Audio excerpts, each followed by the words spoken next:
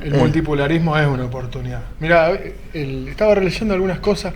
En el 70 y pico se da, y un poquito antes se empieza a discutir el problema que se discute ahora. El agua, la comida.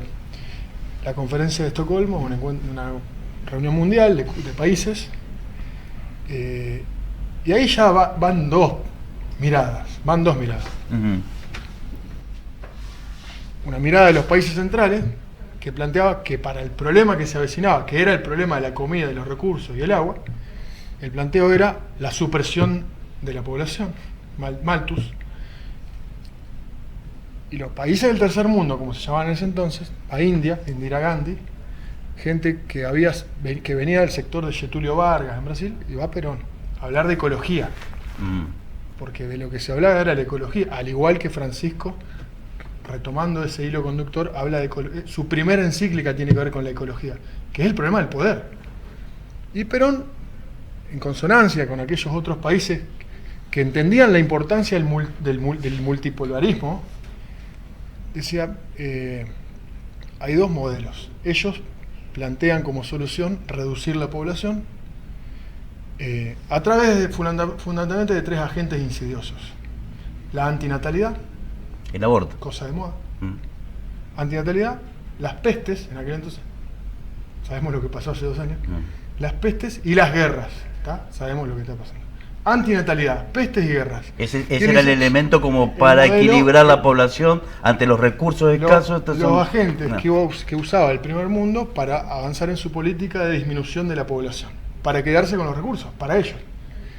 Y del otro lado se planteaba la participación de los pueblos en la decisión, en el multipolarismo, en ese contexto. Lo que se llamaba la hora de los pueblos.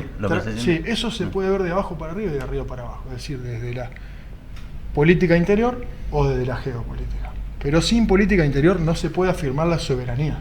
Si no hay participación en la decisión, en el consejo del barrio, en el consejo del rugby local, en la federación, en la confederación y en el órgano nacional que decide la política, no hay soberanía porque no tenés dónde afirmarte.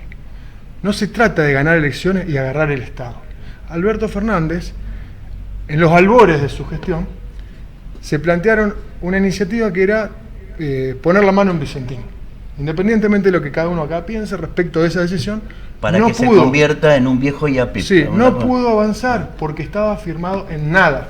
No había participación popular para sostener la decisión. Al principio del gobierno se terminó el gobierno, porque no está firmado en ningún elemento de participación para aplicar la fuerza necesaria para sostener la decisión. Entonces, no es dentro de 2 años o dentro de 4 años volver a ganar el Estado. Porque si no estaba firmado en una base, no podés sostener ningún tipo de soberanía. Esto para lo local... Pero entonces se contradice esta visión global en donde grandes bloques se están rearmando esos bloques. Son una oportunidad. Claro, y vos tenés estos principios que tenía el peronismo, ¿no? en la Argentina, que era la soberanía política y la independencia económica, para después... Pero con una democracia orgánica, social y directa. No la democracia... Perón discutía con este tipo de democracia. Él decía, esta no es la democracia. La democracia es democracia orgánica, social y directa. Es social, tiene participación en la base. Es orgánica, es decir, a través de los sectores. A él lo tildaban de corporativo por estas razones, claro. ¿Sí? De fascista, si querés. Sí, sí. Y directa. Tiene que haber participación de algún tipo, porque si el otro no participa en la decisión, no te acompaña. En este esquema, últimamente no se discute, veo que no está en la discusión, el rol de las Fuerzas Armadas. ¿Cuál es el rol de las Fuerzas Armadas? Su incorporación a un proyecto nacional, es decir, que es central en el esquema de cualquier conformación política seria que se quiera encarar hacia futuro de un país grande. Y no es más fundamental tener, por ejemplo, tecnología, gente del CONICET. Es lo mismo. Sí, es parte del desarrollo del Pentágono, en el desarrollo de Norteamérica, de Google y de todas estas cosas que nosotros consumimos, claro. Primero arrancó por iniciativas militares. No, es parte de lo mismo, del mismo complejo necesario. Claro.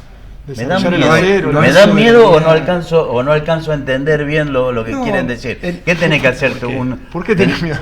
No, porque yo creo que la etapa del militar ya lo tenía absolutamente superado. En realidad, porque creo que existen otros elementos, Pero otros son caminos, otras instituciones acciones de la- como para que vos tengas espaldas grandes. No, la guerra es parte de la política. Sí, Claro, son instituciones. el mundo actual, con globalización, con multipolaridad, funciona en términos geopolíticos muy parecido a hace 70 años atrás.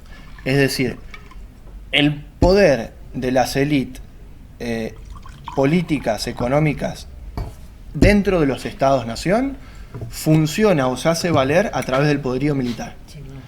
Entonces, la pregunta de, bueno, ¿qué hacemos con nuestras Fuerzas Armadas?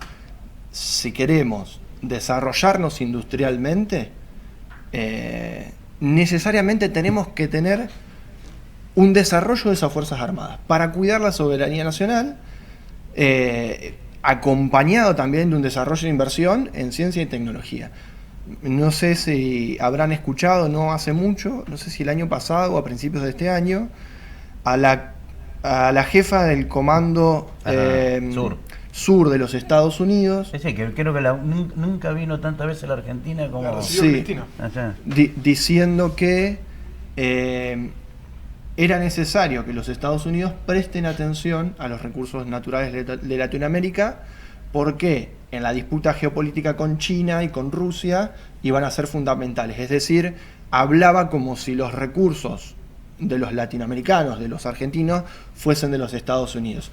Claro. Y uno como... en Paraguay ya tenés un asentamiento del ejército norteamericano que supuestamente sería lo que controlaría la hidrovía. Una hidrovía que en principio, por lo que se dice, la quieren volver a privatizar. Ya es privada.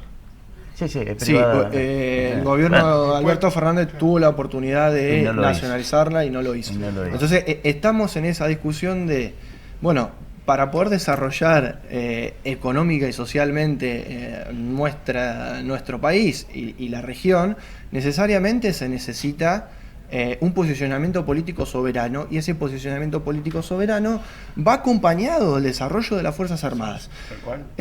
Hay mucha bibliografía de la década de los 90 y un poquito antes que daba cuenta del fin del Estado en el rol de las relaciones económicas, ¿no? Algo que ahora se está escuchando de vuelta. Es decir, no se necesita... ¿Quién lo suplantan? ¿Los grupos económicos? Bueno, como que sí, no se necesita para poder desarrollar económicamente un espacio territorial el poder estatal. El poder estatal en términos de capacidades estatales. Hay toda una bibliografía que se O sea, que desarrolló no, 70, 80, para, 90. a ver si lo Sí. entiendo bien, no es que el Estado tenga el ARSAT, sino que exista una empresa, Matías de la Fontana and Company, Sí. que desarrolla Pero además que regula Exactamente. las relaciones. Además que sea el ámbito donde las relaciones comerciales se dan, o por lo menos un marco. En realidad los liberales plantean el Estado, digamos, ni siquiera los liberales plantean la desaparición total del Estado. Dicen, bueno, tiene que haber alguien que por lo menos garantice los contratos y la seguridad. Esa bibliografía que se presentaba como parte del fin de la historia, que Claro. ya el Estado no tenía nada que hacer en el comercio exterior No. e interior y en las relaciones geopolíticas, uno ve hoy la disputa geopolítica a nivel global entre Estados Unidos, China y Rusia, China con Rusia, y ve que el Estado tiene amplias capacidades de negociación, de intervención, de regulación y de fuerza militar, ¿no? Por eso digo, bueno, en el plano geopolítico, en la disputa de los modelos de desarrollo a nivel global, esta idea de que el Estado no tiene nada que hacer en el comercio o el Estado no tiene que hacer nada en el desarrollo de las Fuerzas Armadas, bueno, se cae por el propio peso empírico de la realidad.